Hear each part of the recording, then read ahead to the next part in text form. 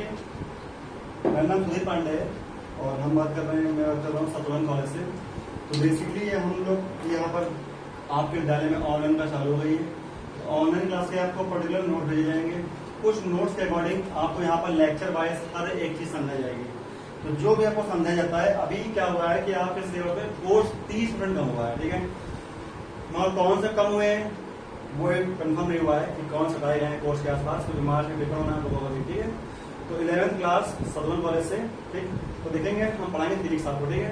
तो बात करते हैं फीस की। तो आप में क्या क्या है पहले, ठीक। पहले देखिए, पहले पढ़ाएंगे आप, मैं मुझे बोल रहा हूँ मात्रक मापन प्रतिशत त्रुटि, ठीक है, वो हम बाद पढ़ाएंगे, ठीक। अगला आता है विधि विश्लेषण, ठीक। उसके मात्रक मापन प्रतिशत त्रुटि और विधि विश्लेषण के नोट्स अभी आपको घंटे में पूरे जाएंगे। उसको पहले आप नोट कर लीजिए पूरा। जब आप कॉलेज आएंगे तो आपको हल्का सा एक्सप्लेन कर दिया जाएगा, ठीक है।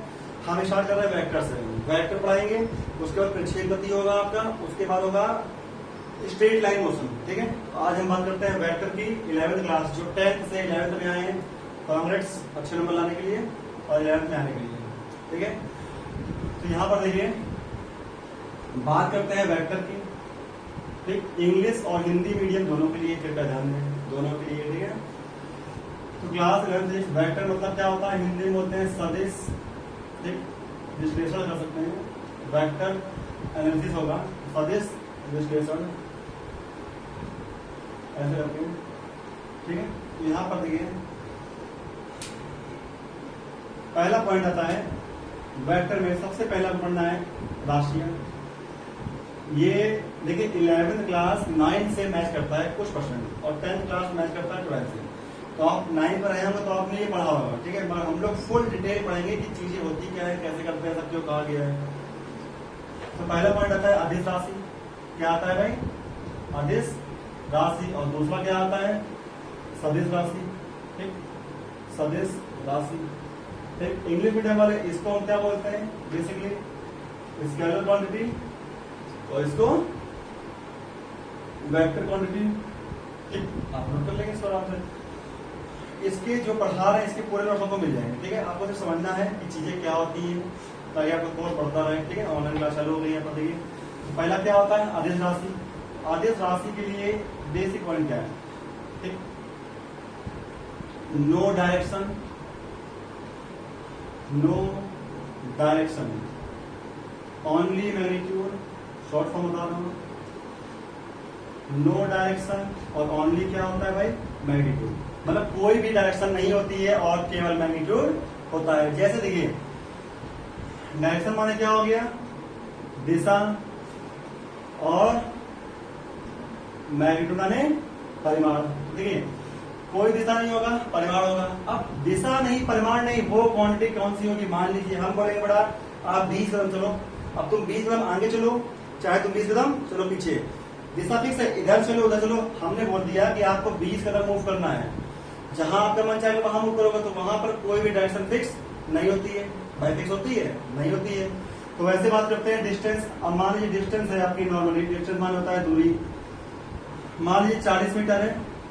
अब 40 मीटर के लिए कोई भी दिशा फिक्स नहीं है, जो डायरेक्शन है वो फिक्स नहीं है, भाई डायरेक्शन फिक्स नहीं है।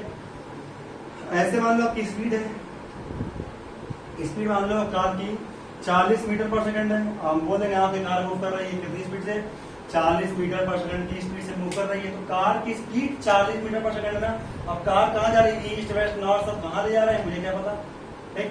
तो हमको मालूम उसकी स्पीड कितनी है, डिस्टेंस ये है। तो डिपेंड कर रहा है केवल मैग्नीट्यूड पर। देखिए पहली चीज मैग्नीट्यूड जो होता है वो परिमाण होता है। परिमाण कभी भी निगेटिव नहीं होता, परिमाण हमेशा पॉजिटिव होगा। ये मार्कर है, आप इसको वेट तोलो, मान लीजिए 50 ग्राम का है, परिमाण 50 ग्राम, भाई मार्कर का परिमाण 50 ग्राम।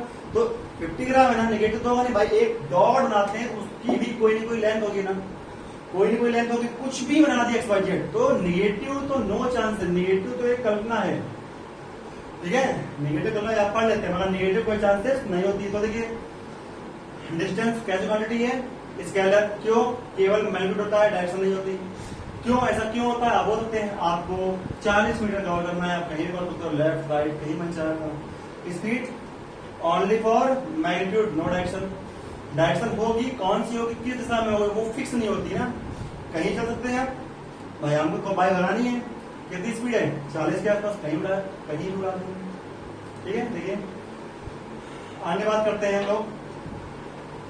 अच्छा ये भाई जैसे मान लीजिए हम बोल रहे हैं आपसे तुम्हें कार करना है, सोचिएगा बात इसी भाई। देखिए आपके चैप्टर नाम क्या है, सदिश विश्लेषण। तो आप जो भी पढ़ेंगे पूरा पूरा पूरा पॉइंट वो किसके बारे में आने वाला है, सदिश विश्लेषण के बारे में आने वाला है। बस आपको जानना जरूरी है कि अदिश राशि होती क्या है। अदिश राशि जानने के बाद इसका कहीं पर नामो निशान नहीं। ठीक है, तो कार हम बोलते कार है, कार मतलब वर्क इंग्लिश मीडियम। ठीक, अब आपको मान लीजिए हमने बोला बेटा आपको 40 जूल का वर्क करना है जी, 40 जूल का वर्क करना है।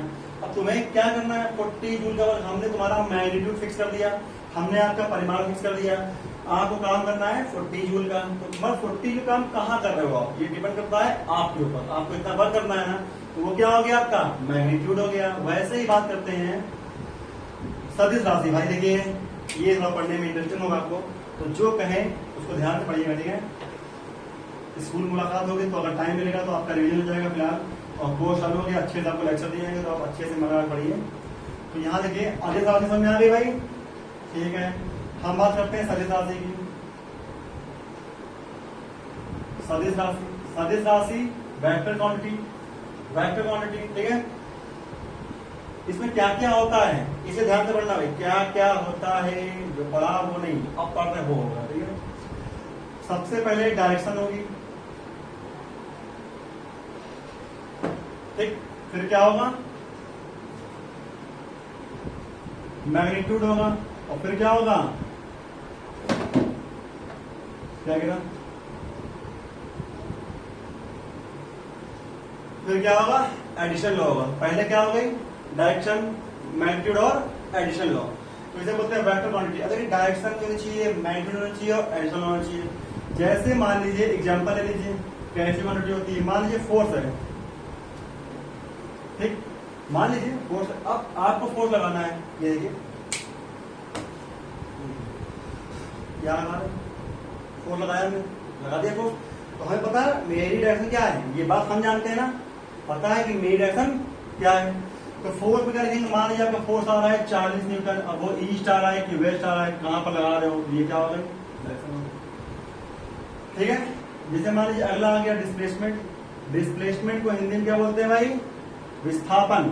क्या बोलते हैं, देखिए विस्थापन की एक छोटी सी परिभाषा होती है, दो बिंदुओं के बीच की न्यूनतम दूरी को क्या कहते हैं, विस्थापन कहते हैं। The minimum distance of any 2 point is called the displacement. तो 2 पॉइंट के बीच की मिनिमम डिस्टेंस होगी उसे हम क्या बोलेंगे, डिस्प्लेसमेंट बोलेंगे। सबसे पहले आप कोई 2 पॉइंट, आप मान लो ए पर हो, आपको कहां जाना है बी पर, सोचो ध्यान से। अब भाई सड़कें बनी होगी, मान लो ये तुम्हारा स्कूल है, ये तुम्हारा होम है, तो मैं अपने घर से कहाँ जाना है स्कूल, तो आप ऐसे चलो, ऐसे कहीं ऐसे कहीं ऐसे ऐसे पहुंचो। तो ये आप कवर कर रहे हो डिस्टेंस, क्या कर रहे हो कवर, डिस्टेंस। डिस्टेंस कैसी क्वांटिटी है, डिस्टेंस आपकी स्केलर क्वांटिटी है, एक अदिश राशि है। क्योंकि यहाँ पर डायरेक्शन कितनी बार चेंज हो रही है, डायरेक्शन फिक्स नहीं है, मगर हमने बोला 2 बिंदुओं के बीच की न्यूनतम दूरी, the minimum distance of any 2 point is called the displacement. तो यहाँ पर 2 पॉइंट्स के बीच की न्यूनतम दूरी, मिनिमम डिस्टेंस, यही तो होगी, यही तो होगी ना। तो ये क्या होगी आपकी मिनिमम डिस्टेंस, इसे क्या बोलेंगे डिस्प्लेसमेंट। अब बताइए जब आप 2 बिंदुओं के बीच की मिनिमम डिस्टेंस निकाल रहे हो, तो क्या वहां पर डायरेक्शन फिक्स है कि नहीं है, है भाई।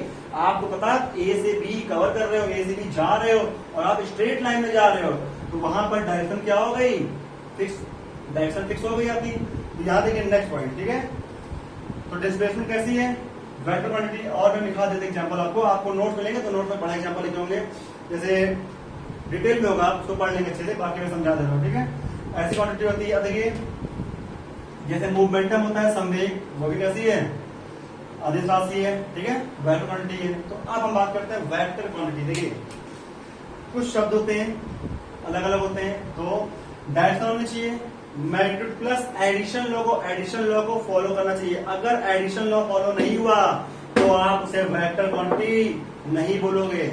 वजह क्या होती है, एडिशन लॉ आप पढ़ेंगे 2 टाइप से, मैं समझाऊंगा एडिशन क्या होता है और सब्सट्रैक्शन क्या होता है, बट 2 टाइप्स। पहला क्या हो जाएगा आपका, एक ट्रायंगल रूल होता है, ठीक, शॉर्ट फॉर्म में टाइम नहीं है बस। और एक क्या होता है, एक ट्रायंगल रूल हो गया, और एक होता है पैरेललोग्राम लॉ, ठीक, समांतर चतुर्भुज का नियम, एक होता है त्रिभुज का नियम। तो एक पैरेललोग्राम का लॉ हो गया और एक ट्रायंगल्स का लॉ हो गया, ठीक है। अब देखिए आप इसका यूज करेंगे, बेसिक रूप से आपको सिर्फ और सिर्फ ट्रायंगल का यूज करना है, इस लॉ का इस्तेमाल करना चाहिए, मतलब वेक्टर आपस में जुड़ जाए ऐसा कुछ, तो ये हम लोग बाद में पढ़ेंगे, ठीक है। फिलहाल एक छोटे एग्जांपल देते हैं, जैसे आपने नाम सुना, एग्जांपल दे रहा हूं मैं छोटा सा, इलेक्ट्रिक करंट, नाम सुना भाई, इलेक्ट्रिक करंट 10th क्लास बच्चे जो फर्स्ट ईयर में है उनकी क्लास चल रही है, ठीक है, ठीक, हंसी नहीं मुस्कुराइए, ठीक है। इलेक्ट्रिक करंट, तो इलेक्ट्रिक करंट होता क्या है, ठीक, यहाँ देखिए वैद्युत धारा बोलते हैं हिंदी मीडियम,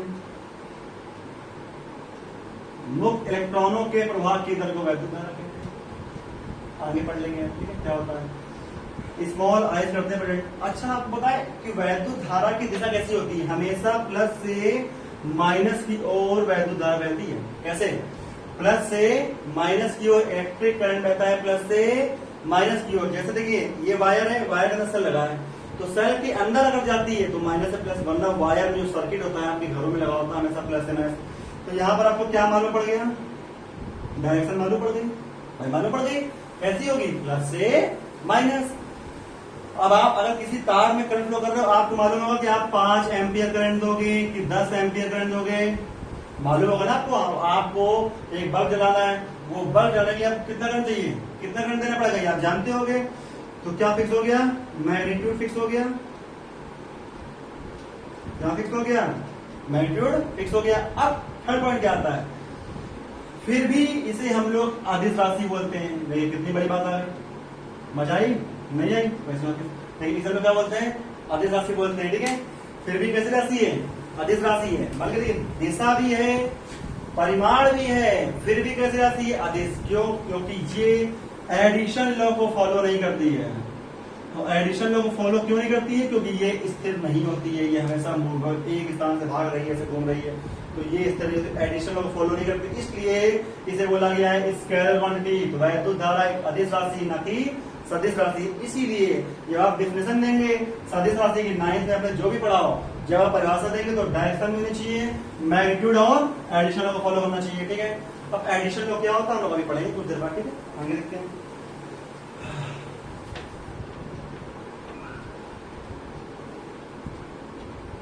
चलिए देखिए देखिए बात, हमने ये भी लिख दिया, अच्छा ये भी है और ये भी है, ठीक।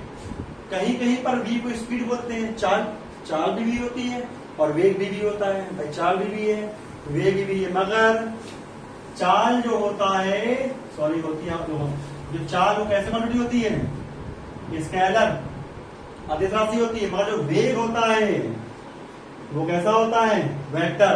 अगर दोनों को भी 11th क्लास में चाल भी होती है, वेग भी होता है, मोस्ट प्रोबेबिलिटी होती है दोनों को v से करते हैं प्रदर्शित। मगर अगर हमने v के ऊपर ऐसा सिंबल बना दिया, ऐसा सिंबल, तो ये हो गया वेग, क्योंकि ये डिफाइन कर रहा है अदिश राशि को, सॉरी ये डिफाइन कर रहा है सदिश राशि को, किसको कर रहा है, सदिश राशि को, और ये डिफाइन कर रहा है अदिश राशि को। तो ऐसा भी बन गया तो हम इसको चाल मान सकते हैं, तो चाल कैसी राशि होती है, अदिश राशि होती है। और ऐसा भी बन गया तो वेग मान सकते हैं, वेग कैसी राशि होती है, सदिश राशि होती है। तो हमेशा वेक्टर को प्रदर्शित करने के लिए आपको एक सिंबल देना होगा। अब वो सिंबल क्या होता है,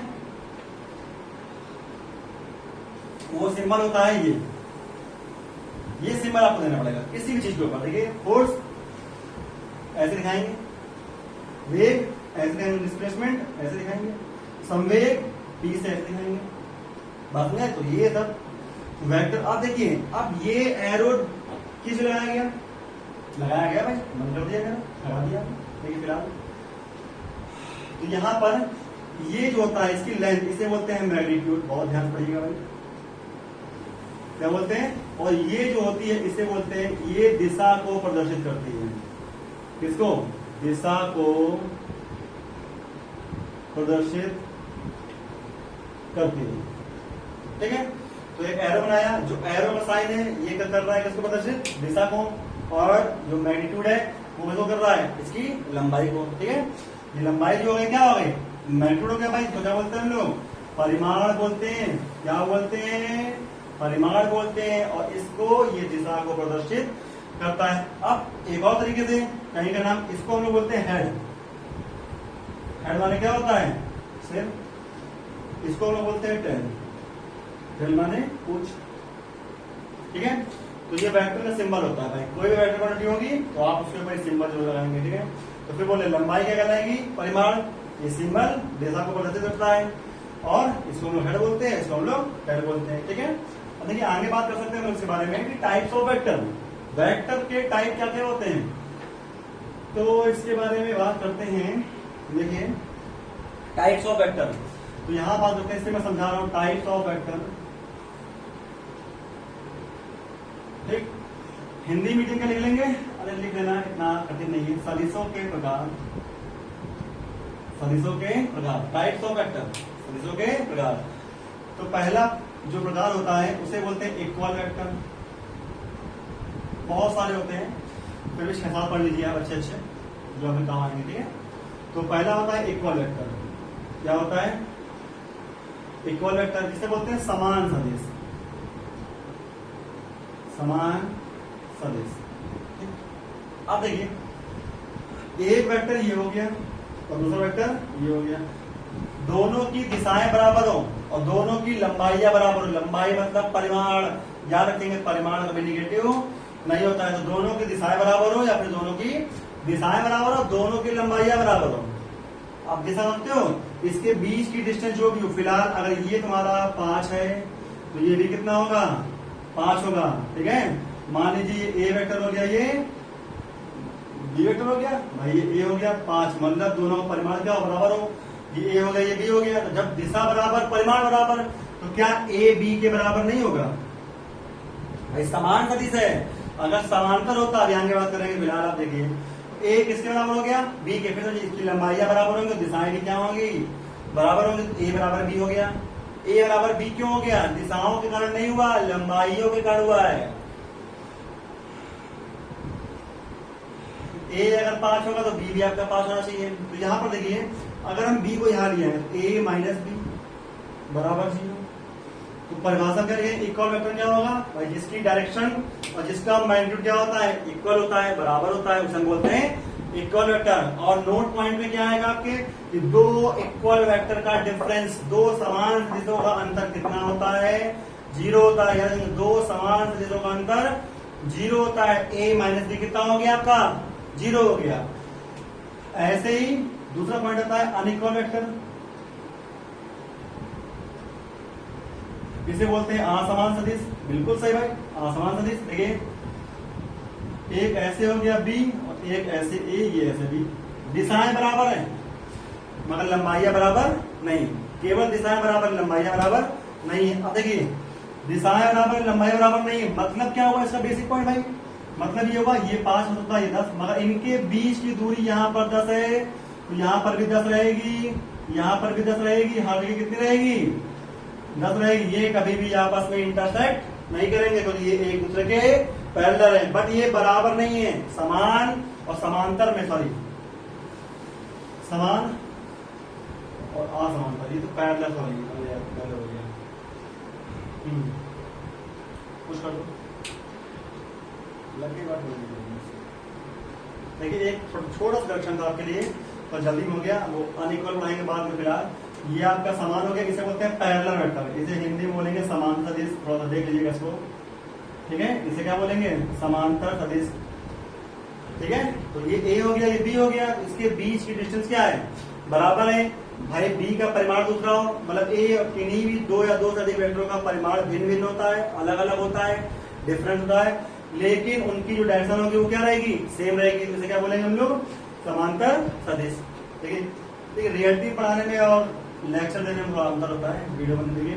तो यहाँ पर क्या हो गया, एक समान सदिश हो गया, दूसरा समांतर सदिश। आगे बढ़ते देखिए, समांतर के बाद आपका आता है अपोजिट वेक्टर। कौन सा आता है, अपोजिट वेक्टर। तो थर्ड पॉइंट क्या आ गया आपका, अपोजिट वेक्टर। मान लीजिए एक वेक्टर ये गया और दूसरा ये गया, बहुत ध्यान से भाई साहब, बहुत ध्यान से। तो एक ऐसा गया, दूसरा ऐसा गया, तो देखिए दोनों की दिशाएं कैसी होंगी, किन्हीं भी दो वेक्टर की डायरेक्शन कैसी होंगी, अपोजिट होनी चाहिए। पहली चीज, दोनों की डायरेक्शन होनी चाहिए अपोजिट, एक लेफ्ट होगा दूसरा राइट होगा। लेकिन दोनों की डायरेक्शन अपोजिट तो है, लेकिन इनका जो मैग्नीट्यूड होता है वो कैसा होना चाहिए, बराबर होना चाहिए भाई। कैसा होना चाहिए, बराबर होना चाहिए। अब यहां पर देखो डायरेक्शन, जब भी किसी भी वेक्टर की डायरेक्शन चेंज होती है, डायरेक्शन होते हैं ऐसे जा रहा है ऐसे मुड़ गए, तो एक सिंबल आता है माइनस का।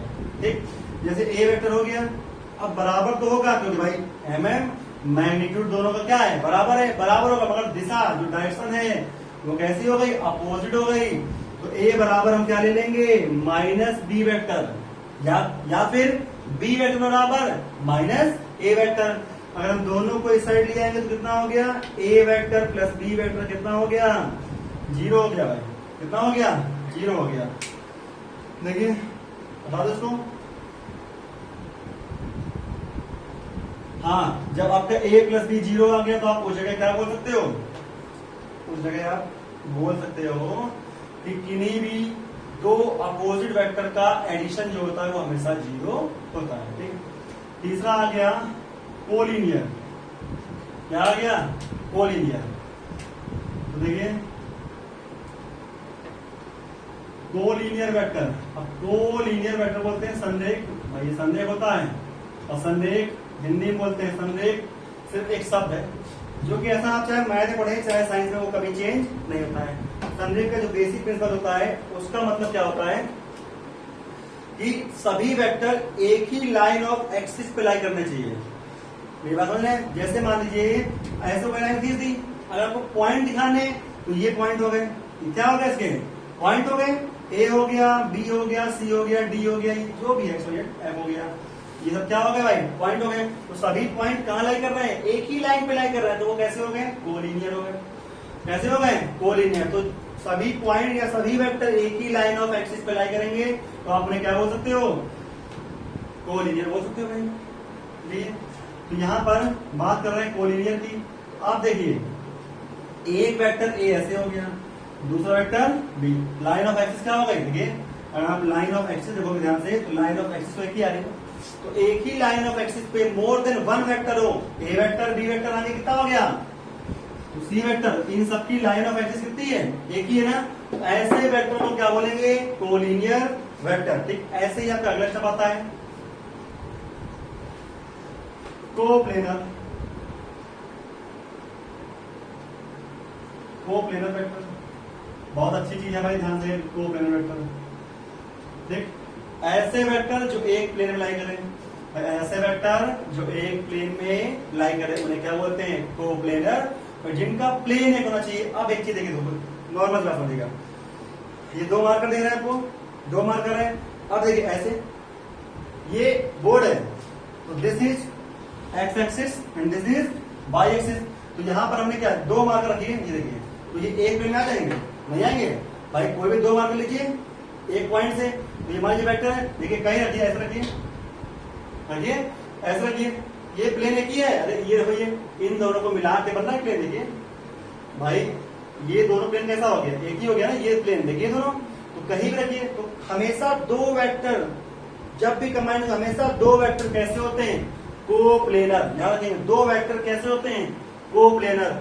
2 से 3 वेक्टर करेंगे तो उसमें डाउट है, कोप्लेनर हो भी सकते हैं और नहीं होते हैं। देखिए एग्जांपल देखना है तो पेन देने पड़ेंगे, जरा पेन एक सेकंड के। देखिए यहाँ पर ये 3 पेन आ गए मेरे पास। अब देखिए एक पेन ये, एक पेन ये, एक पेन ये। अब देखिए जैसे ये पेन रखा हमने, ये पेन रखा, ठीक है, और ये रख दिया। अरे देखिए एक ऐसे ऐसे और एक ऐसे। अब देखिए ये 3 हो गए। तो यहाँ पर ये कोप्लेनर है नहीं भाई, 3D में आ गया। देखिए एक एक्सिस, 2 एक्सिस, 3 एक्सिस। तो एक एक्सिस पे ये लाई कर सकता है, देखो, तो ये एक एक्सिस।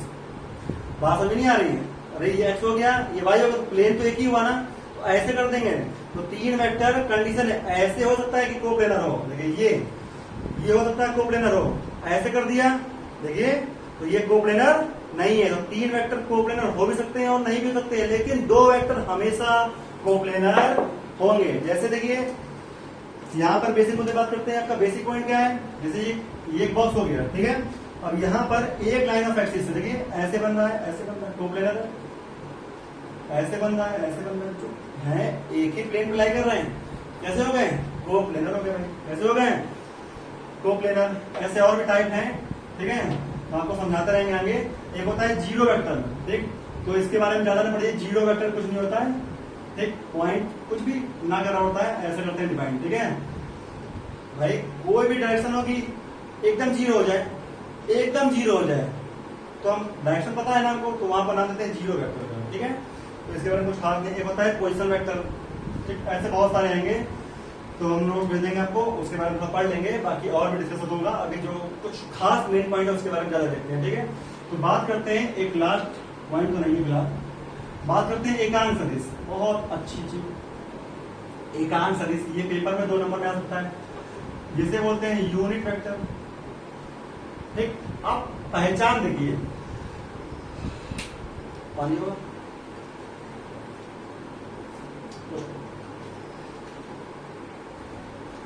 अब देखिए पहचान एकांक सदिश यूनिट, सबसे बेसिक मेन पॉइंट है। आप मैथ में 20 मार्क होगा, मैथ में यूज होगा इसका, 12th में आपके आएगा। यूनिट वेक्टर का यूज करते हैं सिर्फ और सिर्फ डायरेक्शन फाइंड करने के लिए। जो करते हैं, दिशा को ज्ञात करने के लिए एकांक सदिश का प्रयोग किया जाता है, सिर्फ और सिर्फ डायरेक्शन को फाइंड करने के लिए। जैसे जिसका परिमाण 1 होता है, जिसका परिमाण कितना होता है? 1 होता है, उसे क्या बोलते हैं? एकांक सदिश। इकाई होता है, यूनिट होता है, जिसका परिमाण 1 होता है उसे हम बोलते हैं एकांक सदिश। और इसका इस्तेमाल कब करते हैं? केवल और केवल दिशा को ज्ञात करने के लिए, ठीक। इसके ऊपर हम लोग क्या करते हैं? बेसिकली इसके ऊपर कैप लगाकर प्रदर्शित करते हैं, कैप लगाकर प्रदर्शित करते हैं। क्या लगाते हैं इसके ऊपर? कैप। जैसे मान लीजिए कोई एक सदिश है, मान लीजिए ए वेक्टर है, हमने ए कैप लगा दिया, तो इसका फॉर्मूला क्या हो जाएगा? ए वेक्टर अपॉन मॉड ऑफ ए। क्या हो जाएगा? ए वेक्टर अपॉन मॉड ऑफ ए। तो ये हो गया भाई, ये क्या हो गया? ए वेक्टर अपॉन मॉड ऑफ ए हो गया।